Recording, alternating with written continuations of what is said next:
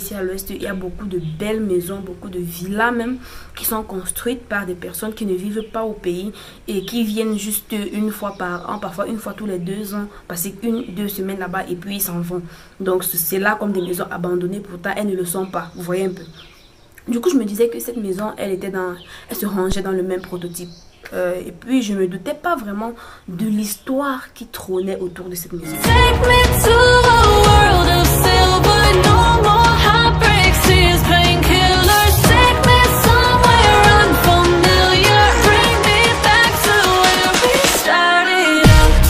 Hello tout le monde, j'espère que vous allez bien. Moi ça va, je vais très bien.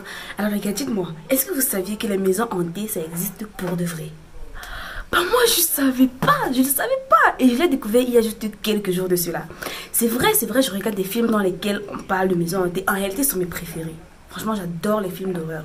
Donc voilà, je regarde ces films et je me dis, bah ça peut pas arriver dans la vie réelle, c'est juste de la fiction en fait. Et puis je les adore, j'aime vraiment les films d'horreur en mode sinistre, en mode maison hantée, en mode objet hanté et tout, vous savez un peu, en mode malédiction et tout. Mais je ne savais pas que ça existait pour de vrai. Je ne savais pas que je pouvais me frotter à cela aussi souvent dans la vie réelle sans m'en rendre compte. Donc voilà les gars, j'ai découvert il y a quelques jours une maison hantée. Et aujourd'hui, j'ai décidé de vous raconter toute l'histoire autour de cette maison. Parce que croyez-moi, j'ai mené ma petite enquête. C'est une maison à côté de laquelle je passe il y a de cela très longtemps. Depuis ma plus tendre enfance, je connais cette maison. Elle est achevée mais inhabitée. Donc voilà, dernièrement, j'ai eu vendu une histoire autour de cette maison et j'ai mené mon enquête. Et il s'est avéré que cette histoire était vraie. Et donc j'ai décidé de vous la raconter aujourd'hui dans cette vidéo. Donc les gars, si vous voulez savoir ce qui s'est passé, restez jusqu'à la fin de la vidéo. Mais avant de commencer, vous savez déjà, vous likez la vidéo, vous la commentez, vous vous abonnez si ce n'est pas encore fait pour ne manquer aucun de mes prochains contenus. Donc voilà les gars, sans plus tarder, let's go. Donc les gars, voilà, je sais pas si vous aimez les films d'horreur. Parce que moi, je les adore.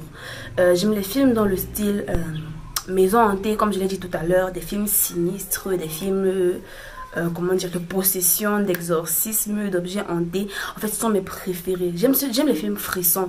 J'aime regarder un film et rêver de cela la nuit.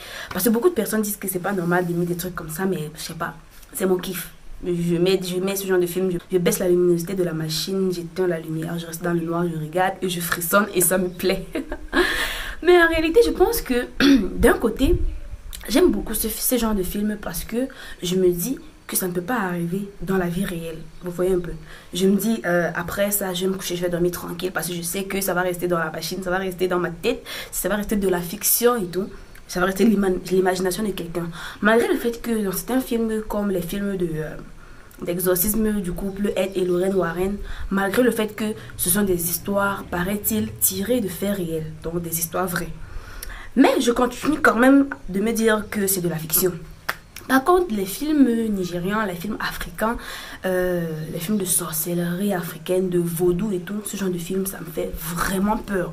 Parce que je sais que ça se rapproche le plus de ma culture. Je sais que ce sont des trucs qui arrivent en fait. Je sais que ce sont des pratiques qui se font dans mon village, dans mon pays, dans les pays aux alentours, dans les pays environnants et que ce sont des trucs qui arrivent réellement.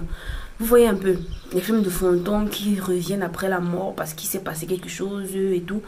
Je sais que ce sont des trucs qui arrivent et ce sont ce genre de films qui me font réellement peur. Vous voyez?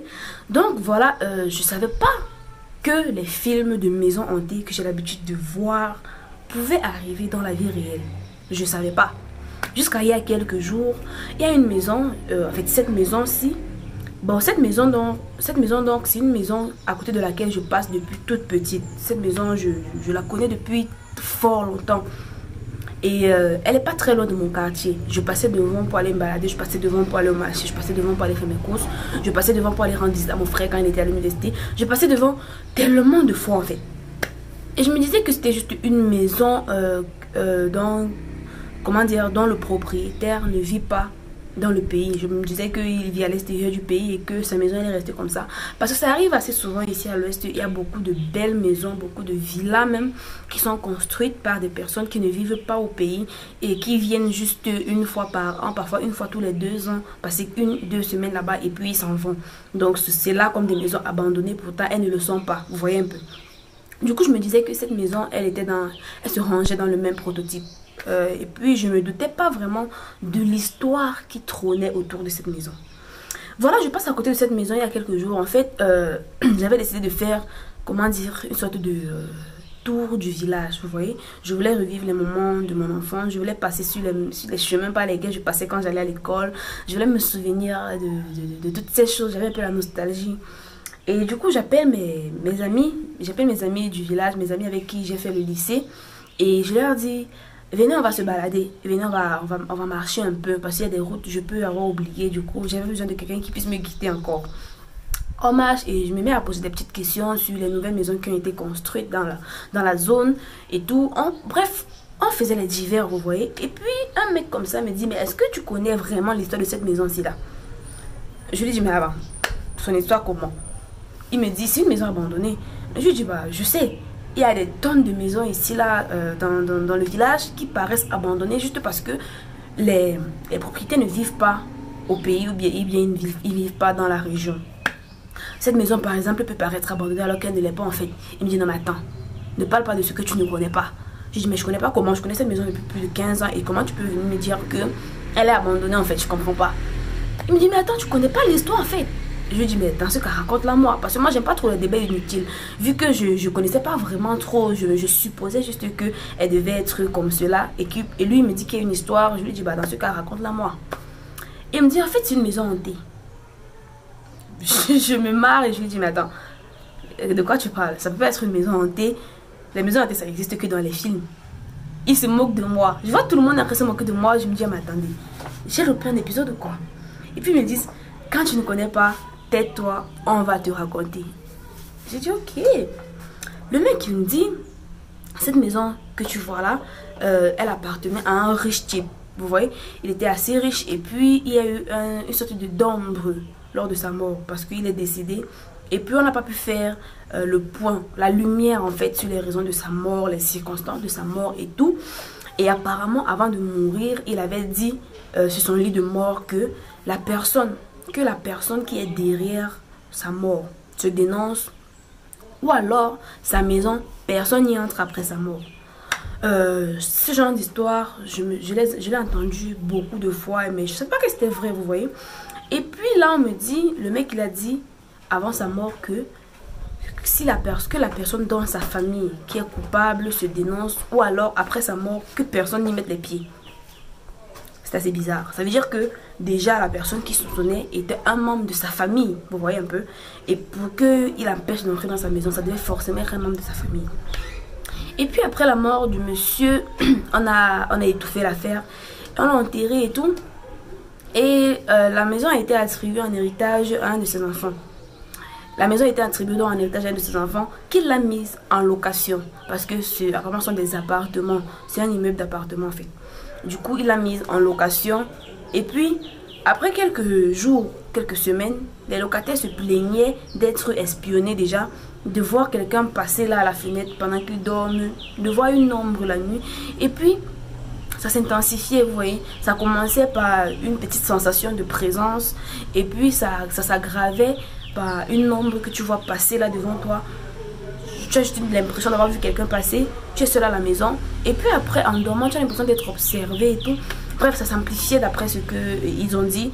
Et au bout du compte, ils déménageaient.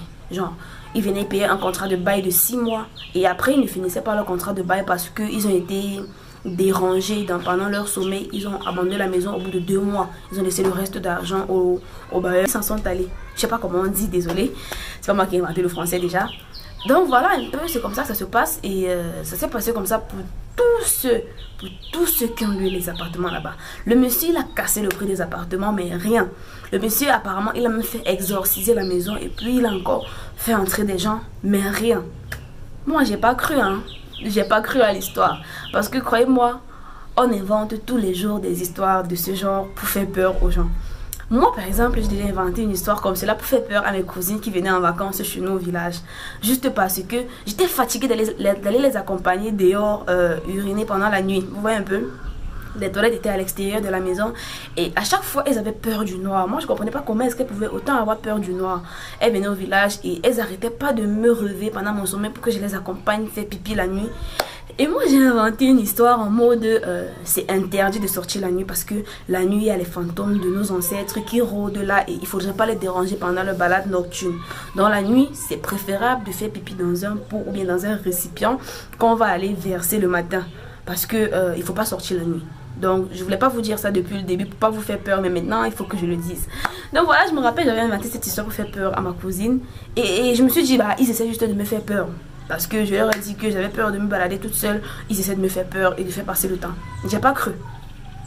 Et puis après, le mec me dit, mais je sais que tu m'as pas cru. Si tu me crois pas, tu peux te renseigner sur telle maman. Elle a loué là-bas à cette période-là et elle est partie 2 mois après. J'ai dit, bah tiens, ça devient intéressant cette histoire. Et là, je lui ai dit, je vais mener mon enquête. Avant, je vous assure, je n'avais pas l'intention de mener l'enquête sur cette histoire parce que je me disais qu'elle était inventée. Mais après, je me suis dit, mais j'ai rien à perdre en fait. Après, c'est de nouvelles expériences que je vais découvrir. Donc voilà, on rentre de notre balade et 2 jours plus tard, quand j'ai trouvé du temps, je suis allée chez la maman. Après, je me voyais assez mal venir toquer à la porte de quelqu'un pour lui demander de me raconter une histoire, peut-être une histoire de sa vie qu'elle essaie certainement d'oublier. Mais je l'ai fait quand même. Je suis donc allée chez elle. Elle n'a pas accepté d'être filmée. Franchement, j'aurais adoré filmer ou bien enregistrer au moins cette histoire pour que vous l'entendiez de vos propres oreilles. Mais elle n'a pas voulu et je la comprends. Franchement, je la comprends. Donc voilà, je suis allée chez la maman et je suis allée chez la maman 2 jours plus tard, comme je l'ai dit. Je suis allée la voir. Je lui ai raconté ce que mes amis m'ont raconté. Je lui ai bien dit que je me disais que c'était une histoire racontée parce que moi-même j'ai raconté des histoires de ce genre. Elle m'a dit, mais attends ma fille, arrête d'être naïve. Arrête franchement d'être naïve. La vie a un côté, elle m'a dit, un côté spirituel. Que toute chose a un côté spirituel. Elle m'a raconté des histoires qui se rapprochaient de celle-là. Et j'ai voulu qu'elle me raconte cette histoire en particulier. Elle m'a dit ça faisait 2 mois que le papa était mort et que la maison était mise en location. Elle venait d'arriver dans la région. Son mari avait été affecté ici là, en tant qu'enseignant. Et figurez-vous qu'il était affecté dans l'établissement où j'ai fait mes études. J'ai fait mes études secondaires. Mais je ne le connais pas. Apparemment, quand moi je me suis inscrite là-bas, il n'était plus là. Donc voilà, le monsieur était affecté. Donc il est venu avec sa femme et son enfant. Elle avait un seul enfant en cette période-là qui devait avoir à peu près mon âge. Donc voilà, ils sont donc descendus à l'ouest et puis ils ont cherché un appartement à l'ouest. Cet appartement était vraiment très luxueux pour l'époque. Parce que je dois vous dire, l'immeuble date de plus de 15 ans. En fait, l'histoire date de plus de 15 ans. Ce qui fait qu'à cette époque-là, l'immeuble elle était vraiment très moderne, vous voyez. Du coup, ils l'ont prise en location. Ils se sont installés, ils ont payé 6 mois de bail. Ils ont payé 6 mois de loyer. Et puis ils sont restés dans la maison pendant 2 à 3 semaines. Tranquille. Et puis quand son mari allait au travail et qu'elle partait déposer l'enfant à la maternelle parce que l'enfant à l'école primaire, parce que l'enfant devait avoir, je sais pas, environ 6 à 7 ans en cette période-là, d'après ce qu'elle m'a dit, parce qu'elle a dit qu'il devait avoir environ mon âge. Ah, je me suis trahie, mais bon, bref. Donc voilà, elle laissait l'enfant à l'école et voilà. Elle rentrait à la maison, s'occupait de la maison, des tâches ménagères et tout, en attendant que son mari y rentre du boulot, vous voyez. Et puis, à un début, elle avait une sensation de présence derrière elle. Je sais que vous la connaissez, cette sensation. Moi, je la connais, mais je la connais particulièrement parce que je regarde trop de films d'horreur et que parfois, ça me fait un peu peur dans la vie réelle. Donc voilà, elle a eu cette sensation de présence derrière elle. Vous savez, cette sensation que tu as l'impression qu'il y a quelqu'un derrière toi qui te regarde. Et puis quand tu te retournes, il n'y a personne, tu te dis, ah bah tiens, je suis folle. Donc voilà, elle me dit que quand elle était dans la cuisine, elle avait une sensation de présence derrière elle. Et puis quand elle se retournait, il n'y avait personne. Elle savait déjà qu'il n'y avait personne vu que son mari était au travail et qu'elle était seule à la maison. Et puis après cela, elle a commencé à voir passer une ombre. Bref, l'histoire était identique à celle que mon amie m'a racontée. Donc voilà, elle me dit, après cela, elle a commencé à voir une ombre passer. Genre, tu es assis dans la cour et puis tu as l'impression d'avoir vu quelqu'un courir et passer devant toi. Pourtant, il n'y avait personne. Vous voyez un peu. Et puis après, elle a commencé à avoir l'impression d'être obsédée pendant son sommeil. Vous savez cette sensation quand vous vous réveillez la nuit comme ça et vous avez l'impression qu'il y avait quelqu'un qui vous regardait pendant le sommeil. Elle me dit qu'elle avait commencé à avoir cette sensation et puis qu'elle a commencé à parler à son mari. Il ne l'a pas cru. Elle non plus ne croyait pas vraiment ce qui était en train de lui arriver. Et donc voilà, ça s'est amplifié. Elle a vraiment commencé à voir une ombre au coin du mur, genre à l'angle du mur là. Elle est couchée sur le lit et puis elle voit une ombre à l'angle du mur. Quand elle allume, il n'y a personne. elle a commencé après à entendre des voix, une sorte d'écho. Vous voyez un peu ce genre de voix qui sont comme des échos. Tu as l'impression que c'est quelqu'un qui a parlé étant dans l'autre pièce et tout. Donc elle a commencé à voir tout ce genre de choses qui ont commencé à l'empêcher de dormir. Jusque là son mari n'avait rien aperçu. Elle était la seule à voir tout cela. Et puis l'enfant a commencé à se réveiller dans le sommeil et à se mettre à pleurer. L'enfant se met à pleurer, sort de sa chambre, il vient la rejoindre en pleurs. Et là, elle a compris vraiment que c'était de trop. Elle a demandé à son mari qu'elle voulait s'en aller. Elle veut retourner à Douala ou alors il change d'appartement, d'immeuble en fait. Et le mari a résisté au début d'après ce qu'elle m'a dit, mais au final, il a dû se plier à sa volonté et ils ont quitté la maison au bout de 2 mois. Donc, ils avaient payé un contrat de bail de 6 mois, mais ils sont partis au bout de 2 mois. Et l'histoire ressemblait beaucoup trop à ce que mon ami m'a raconté. Honnêtement, j'étais encore sceptique. Je ne croyais pas vraiment totalement. Mais je m'en voulais un peu de lui dire ça, de lui dire de bouche à oreille que je la crois pas. Alors que ça pourrait être vrai, cette histoire. Du coup, ça devait être vraiment impoli de ma part de dire à quelqu'un que je ne la crois pas. Alors que je suis venue l'obliger à déterrer une part sombre de son histoire qu'elle essaie de cacher. Donc voilà, je lui ai dit que j'étais en train de mener une petite enquête sur la maison en question et que j'aurais beaucoup aimé avoir l'avis de plusieurs autres personnes. Et là, elle m'a parlé de sa voisine qui était dans la maison mais qui n'était plus dans la ville. Elle avait déménagé, apparemment elle vivait à Yaoundé maintenant, mais elle avait toujours son contact. Du coup, elle m'a mise en contact avec sa voisine et je l'ai appelée et elle a réitéré les propos de la dame. Et là, j'ai compris en fait que l'histoire était vraie. Mais je ne suis pas restée là. Je suis allée voir ma grand-mère. Je suis allée voir ma grand-mère au village. Je sais que vous la connaissez déjà à travers les vidéos de ma grande soeur Suzanne. Je suis donc allée voir ma grand-mère. Je lui ai raconté l'histoire. Je lui ai dit, mamie, j'ai entendu, bon, j'ai parlé en patois. Hein. Je lui ai donc raconté l'histoire de l'immeuble en question. Et elle m'a dit qu'elle était vraie. Qu'elle en avait entendu parler il y a quelques années de cela. Et que ce n'est pas le seul immeuble d'ailleurs du village qui dit être hanté. Donc il y en a plusieurs. Du coup, si vous voulez que je fasse des vidéos sur d'autres immeubles ou sur d'autres maisons qui disent être hantées, faites-le moi savoir dans les commentaires parce que franchement cette histoire elle m'a donné la chair de poule. Je sais pas, depuis je n'arrive plus à regarder mes programmes télé favoris parce que j'ai peur en fait. Parce que je me dis que ces histoires que je croyais être juste des histoires inventées de la fiction s'avèrent être réelles au bout du compte et j'arrive plus en fait, c'est trop lourd pour moi en fait. Donc voilà les gars, en fait il fallait que je vous raconte l'histoire de cette maison. Franchement maintenant quand je passe devant, j'accélère le pas. Je sais pas. Les gens ont dit que depuis plusieurs années, on a pu entendre des histoires autour de cette maison qui a été abandonnée avec le temps. On a pu entendre des histoires autour de cette maison. Mais moi j'arrive pas à faire le point, j'ai pas encore assimilé la chose. Donc voilà les gars. J'ai tenu à vous la raconter. J'ai mené cette petite enquête pour vous. Si vous voulez que je fasse des vidéos, d'autres vidéos dans ce genre, dites-moi dans les commentaires. Et surtout, likez déjà la vidéo si ce n'est pas encore fait. Donc voilà, nous sommes à la fin de cette vidéo. Je vais vous dire à très bientôt. D'ici là, portez-vous bien. Bisous, je vous aime, je vous adore. Bye bye.